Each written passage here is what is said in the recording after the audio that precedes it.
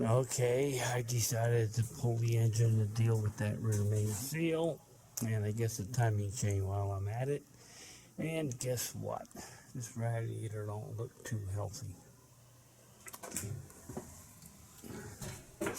So here we go again.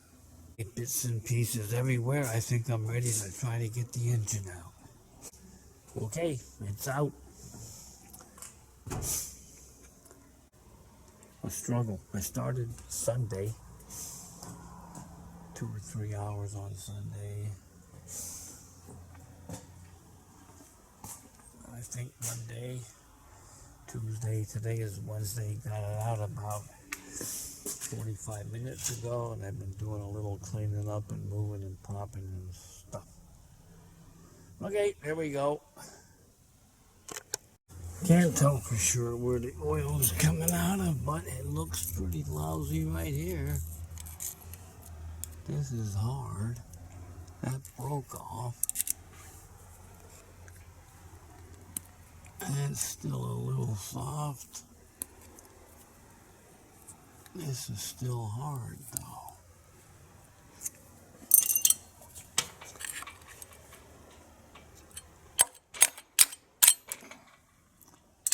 So, could have just been leaking from here.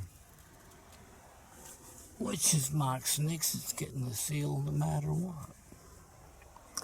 Alright, let's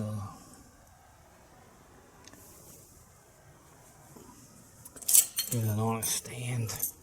Okay, it's on the stand. Some of the coolant is out. Most of the coolant is out.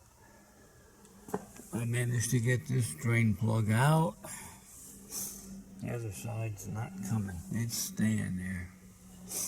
Alright, put this back in, get the oil out, and run an errand, maybe. It's a timing chain. You can already see the slop.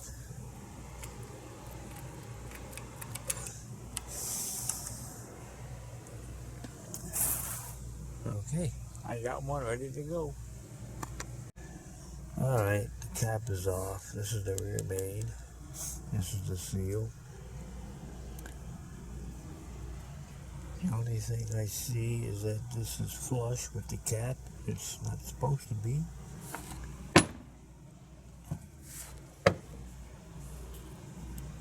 This is worn pretty smooth.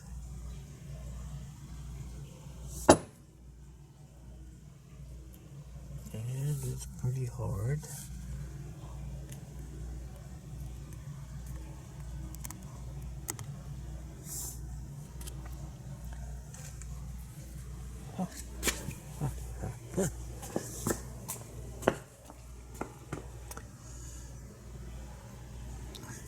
And of course this one also is flush. Should be sticking up 15 thousandths, which I don't know if I can feel. I don't see any tracks once I wipe this off. Maybe if I turn, oh, actually this would be spinning, so this wouldn't have a track. The main cap would.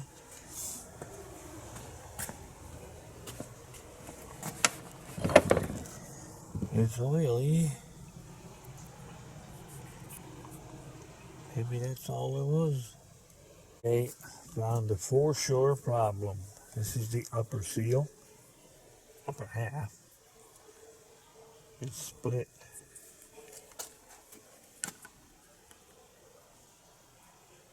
Almost all the way.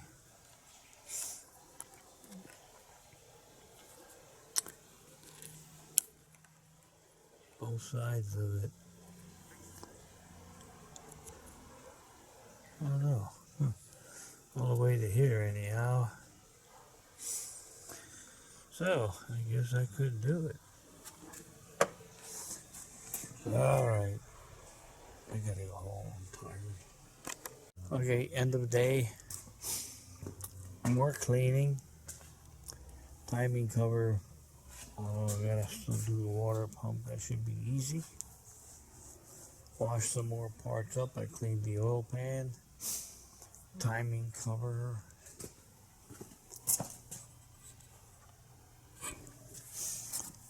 Main. Tomorrow we can start fixing changes to. Oh, distributor was seized. I'm so glad I remembered to check that. Soak it overnight in some oil and see if it frees up enough tomorrow. It should. End of the day, not a good day. I did get the thermostat on. We got this freed up, back on down. This is ready to go. This is ready to go. We got the timing chain stuff, the new stuff. Bolted up. Went to put this thing on, and it's a no-go.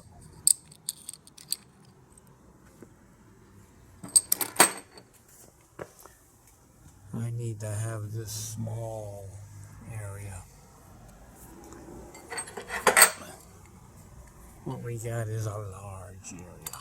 So when you go to put this on, this won't turn. It binds against the gear. Don't work. Everything else I see, I have everything else for the timing end ready to go. Put the seal in. Seal could be a little bit better too, but it is what it is, eh? Okay, stuck. Alright, send back the wrong stuff. Replacement should be here tomorrow. We'll see about that. For now, I'm cleaning off this thing here. This is the side that the seal goes against. That nice streak right there. And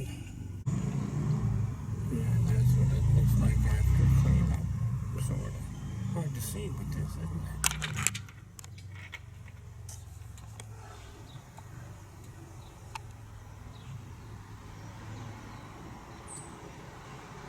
Alright. Keep cleaning. Okay, this one fits. Costs twice as much.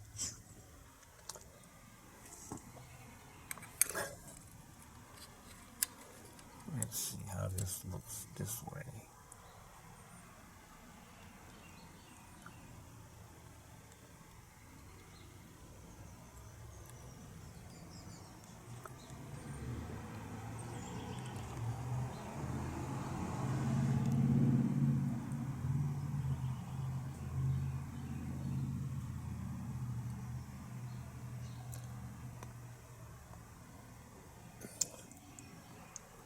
Okay, move that over here.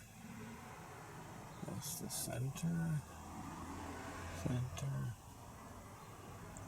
Gotta be right. Right. Okay, end of the day. Timing chain is on. Timing cover, water pump. Oil pan. I think that's it. Pretty good day altogether. Look what I just discovered. It's been beating around like this for quite a while. Yeah, terrific. Get this all tightened up. See how this thing lays on here. Continuing this figuring about how to do this. Let's see, yesterday I got this sorted out. It should be strong. This, as it turns out, only being an 1/8 inch is a little too flimsy, I think. But I had this 1/4 inch by 1 inch. That'll hold the top. Now I need some way to suspend this. Hold it in place somewhere rigid. So, I'm thinking a long bolt like this. Actually, this is a screw. And a spring between this and that. But where am I gonna get such oddball stuff? A 4-inch screw.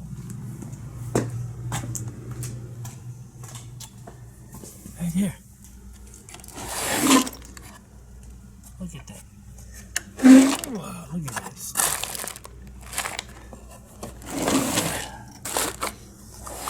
$50 years of accumulation. I had the freaking things. 4 of them. Now I need springs to go in this. About 4 inches long. Where am I going to get them? Here. What's that say? Another 50 years of accumulation. But I got them. Right here. This will make 4 identical. And if I need 2, we got other stuff here. Alright, let's get on this. Okay, and tested, works good.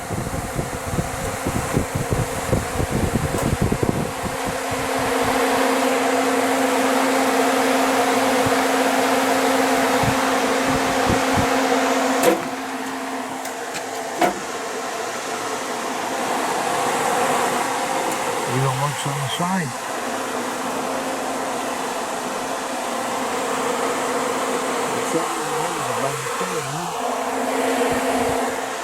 And about that.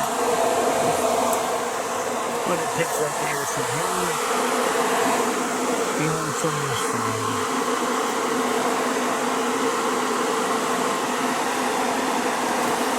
Oh yeah.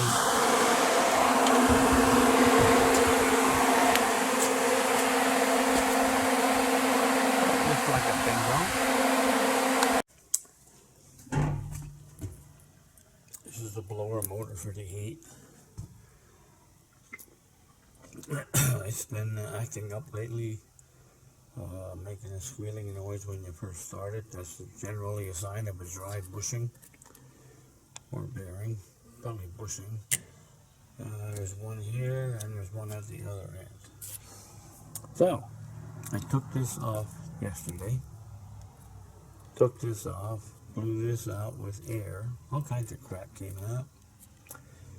Took penetrating lubricant that was on a can and a straw about 5 inches long. Just snaked it in here to the base of the shaft here and the base of the shaft up here. Spun it around maybe 20 times. Freed up. Put it on a jumper battery and it spins good. Fixed and saved money. I love it. An empty engine stand. Okay, you know what that means. Bust your butt time. Let's not forget these. I think this was the best hole.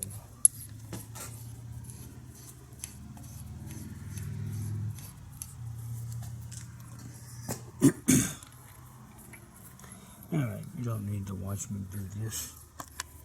Okay, it's in. About 2 hours. I don't think I had more than a ½ inch of clearance any which way. Squeeze this thing in. But it's in.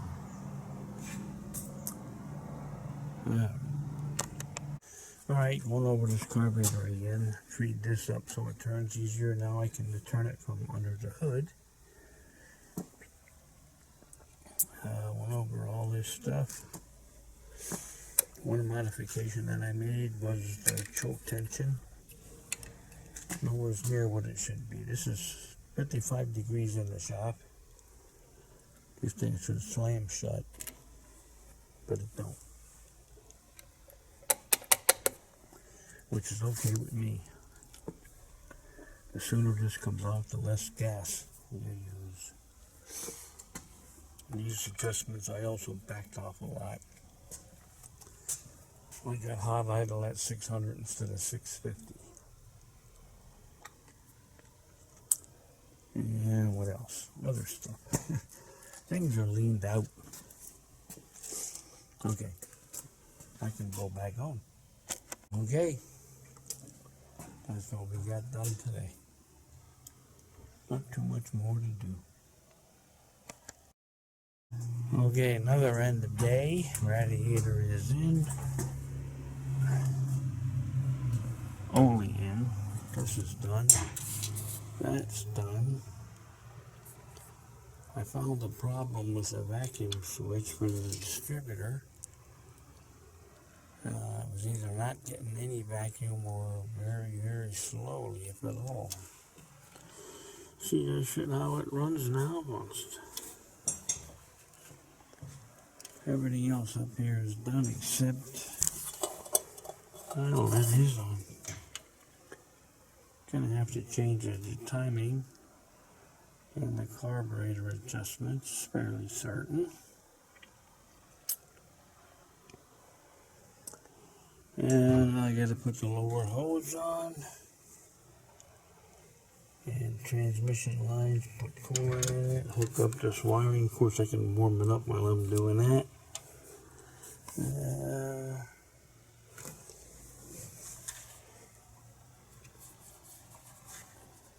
Lots of room. Alright. Time to go.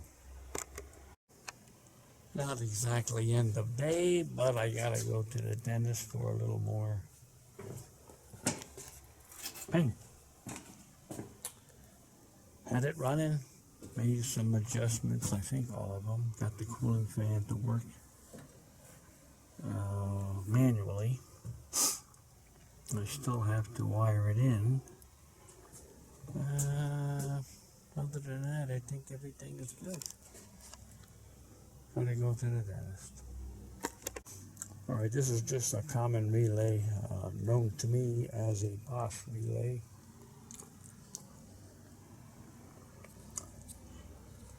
That's gonna go right here.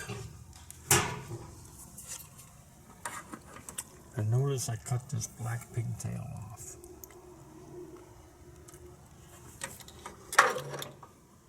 And the other half of it ends here at a ground point. Goes across down to the coolant switch. The base of it, black. Continues over, goes inside, got a little surety of a dedicated ground path for the manual switch that will be in there. Okay, put this together for now. This is the electric fan that I put in, 16-inch. Let's see, we got that information someplace.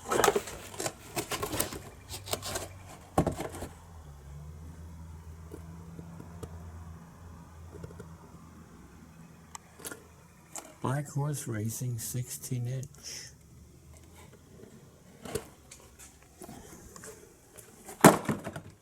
It's in, worked, does work.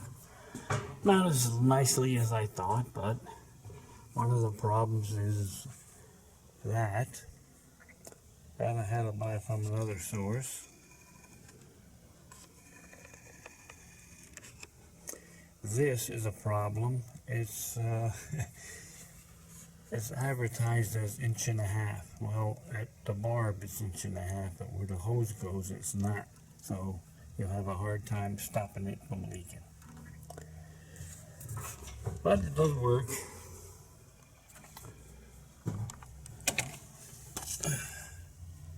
That's what it looks like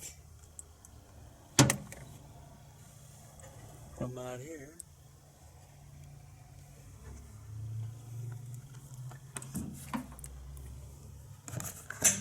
This is the power feed for the fan. Here's the relay. This is the Bosch relay. Well, that's what I call them anyhow. Bosch didn't make this piece of work. Anyhow, this red wire goes to the starter solenoid, hot side. And it's fused from here to here, and it's through over to this. This blue wire goes to the fan. Down here, to there. And the fan is grounded right here. That wire right there. Here's where I switch things up a little bit.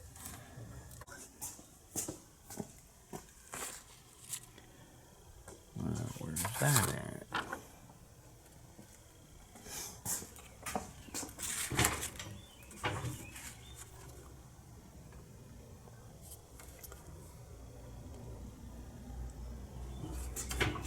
Alright, this is how I wired the relay.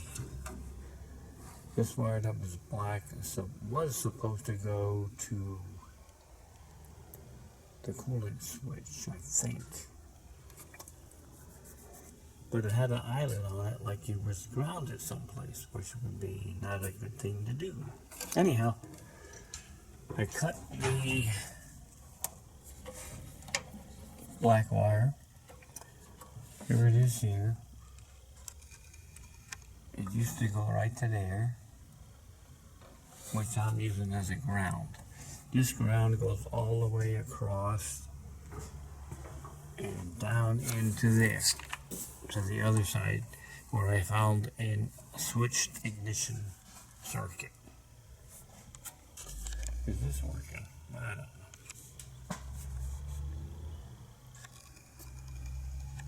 There it is. So the black wire is now ground, dedicated. The white wire is going to a toggle switch so that I can turn the fan on manually when I want to put it on. For example, if you're in city stop and go traffic, slow speed, I would want the fan on if it's a hot day all the time until you get going again. The red wire is going to an ignition circuit. Ignition on, hot. It goes across here to the relay. As long as I write down notes, we'll be good. This is what a home drawn schematic looks like. Battery, in my case solenoid hot side,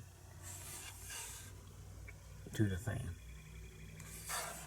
Ignition switch, or you could just have an on-off toggle switch in there. I went with the ignition switch. Screw the relay, and here's where it splices up. This one goes to the coolant switch, right there, and the other one goes in under the ignition, to the dash, below the ignition switch. So I can turn this fan on manually. Now so far,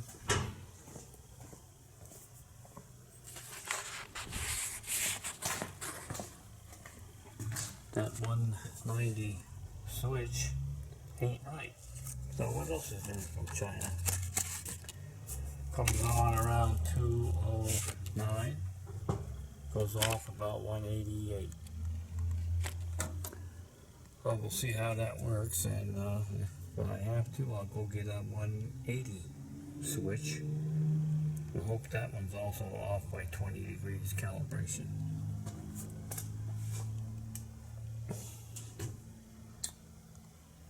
Okay, I think that's it. Tomorrow we go for a short drive and see what happens.